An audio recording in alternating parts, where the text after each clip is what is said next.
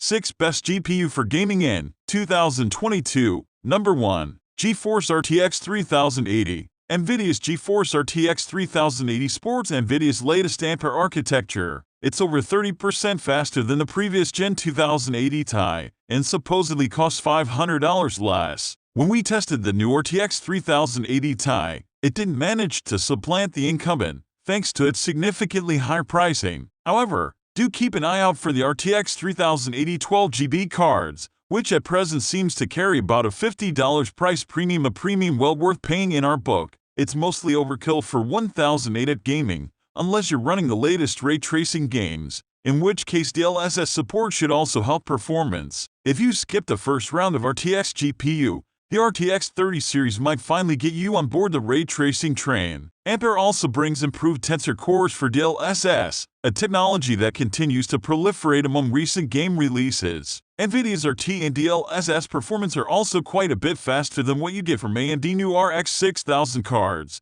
which is a good thing as NVIDIA sometimes falls behind in traditional rasterization performance. AMD offers the Universal FSR 2.0 as an alternative to DLSS, but so far it's only in a handful of games. Prices on the RTX 3080 have been extremely inflated for most of the past 2 years, but things are getting down to reasonable levels now. It's not necessarily the best value, but this remains our best pick for a fast GPU right now. Number 2. Radeon RX 6800 XT. AMD Radeon RX 6800 XT is the best card for Team Red. The RX 6800 XT provides a massive boost in performance and features relative to the previous generation RX 5700 XT, as well as adding ray tracing support via DirectX ray tracing or Vulkan RT8. In our testing, the RX Radeon 6900 XT is technically about 57% faster, but it theoretically costs 54% more. That's not a great deal,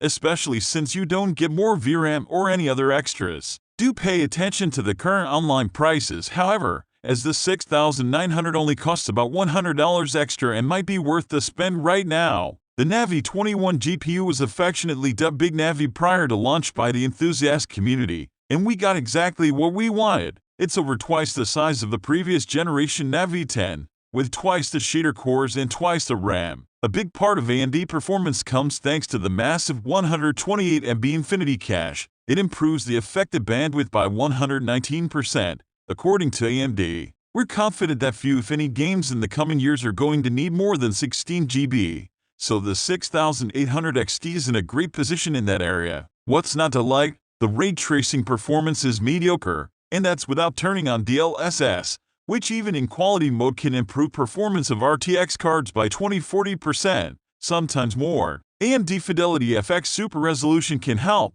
but it's not as widely used and doesn't match the quality of DLSS. FSR 2.0 helps to change that, but only 3 games using the tech are currently out. Price and availability aren't great, but at least the RX 6800 XT can now be found online for under $800, that's only about $30 less than the RTX 3080, which we prefer thanks to its improved feature set. Number 3. GeForce RTX 3090 Ti. For some, the best graphics card is the fastest card. Pricing be damned. NVIDIA's GeForce RTX 3090 Ti caters to this category of user. At more than double the official starting price of the RTX 3080, performance is only moderately better, 20–30% in most workloads. It's also only 5–10% faster than the previous RTX 3090, with an even higher MSRP. But looking at online prices, the 3090 Ti may only cost a couple hundred more than a 3090, and who are we kidding? Anyone seriously considering either of these probably doesn't need to worry about a few Benjamins. The RTX 3090 Ti will reign as NVIDIA's top GPU until the next generation NVIDIA Ada Lovelace GPU arrive. It sports a complete GA102 chip with 84 SM, so there's no room or time for a new Titan card. If you simply must have the fastest graphics card available, the RTX 3090 Ti isn't likely to be surpassed until this fall. It's not just about gaming, of course. The RTX 3090 Ti has NVLink support, which is arguably more useful for professional apps and GPU compute than SLI. The 24GB of GDDR6X memory is also helpful in a variety of content creation applications. Blender, for example, frequently showed 35% higher performance compared to the 3080, and over twice the performance of the Titan RTX. You'll need the even more expensive NVIDIA RTX 6000 for the full professional driver suite. AMD RX 6950 XT challenges the RTX 3090 Ti in traditional rasterization performance and wins in a USB-C viewperf test. But if you want the absolute fastest graphics card right now,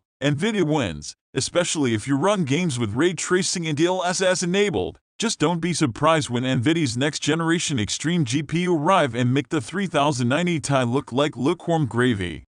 Number 4. Radeon RX 6700 XT. A smaller die that can sell at lower prices, and you have AMD Navi 22 and the RX 6700 XT. The RX 6750 XT is basically the same GPU, with a slight boost to clock speeds, memory speeds, and power consumption about 5% faster overall.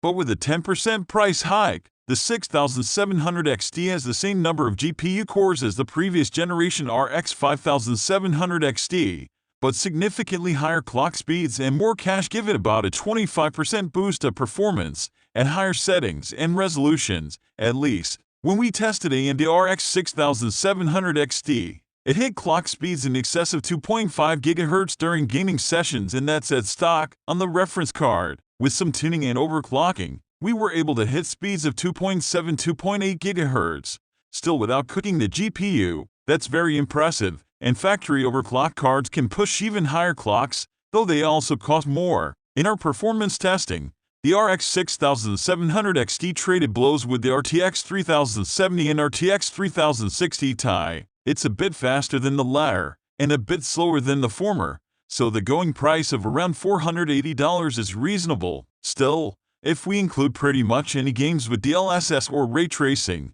the 6700 XT comes in behind the 3060 Ti and almost looks like a 3060 competitor. This card has moved up in our overall rankings thanks to its excellent online prices. It's currently available at prices starting just below the official MSRP, and it costs about $50 less than the cheapest RTX 3060 Ti while delivering comparable performance. Keep an eye on the newer RX 6750 XT as well, as it could end up being a better option if prices continue to drop. Number 5. GeForce RTX 3060. As we approach the lowest end of the price and performance ladder with NVIDIA's desktop Ampere lineup, the cuts to processing power may have gone too far. This is the first GA106 card, with a 192-bit memory interface and 12GB VRAM, which is quite a bit better than the RTX 3050 but still a big step down from GA104, with 26% fewer GPU cores compared to the 3060 Ti,